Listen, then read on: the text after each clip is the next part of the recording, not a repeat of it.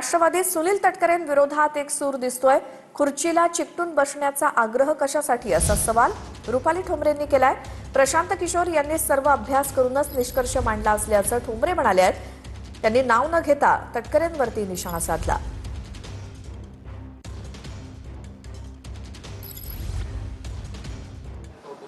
तर एकीकडे प्रशांत किशोर यांनी सर्व अभ्यास करूनच निष्कर्ष मांडलाय असं नाव न घेता रुपाली ठोंबरेंनी तटकरेंवरती निशाणा साधला। सुनील तटकरेंचं नाव न घेता ठोंबरेंचा हा खोचक सवाल। तर दादांच्या कुटुंबाला मानसिक त्रास होईल असं वातावरण निर्माण केलं जातंय असं देखील पाटील यांनी म्हटलंय।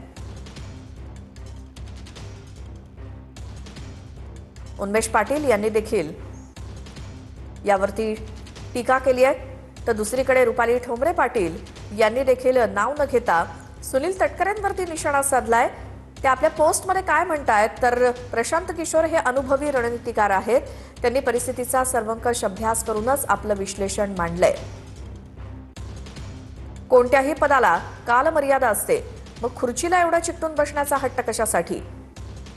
दुसऱ्यांची हकालपट्टी करताना नियम आठवत होते, मग स्वतःवर तेच नियम लागू झाले की इतकी अस्वस्थता का? ज्यांनी दुसऱ्यांची हकालपट्टी केली त्यांनी कर्माच्या न्यायाला देखील सामोरं जाण्याची तयारी ठेवावी।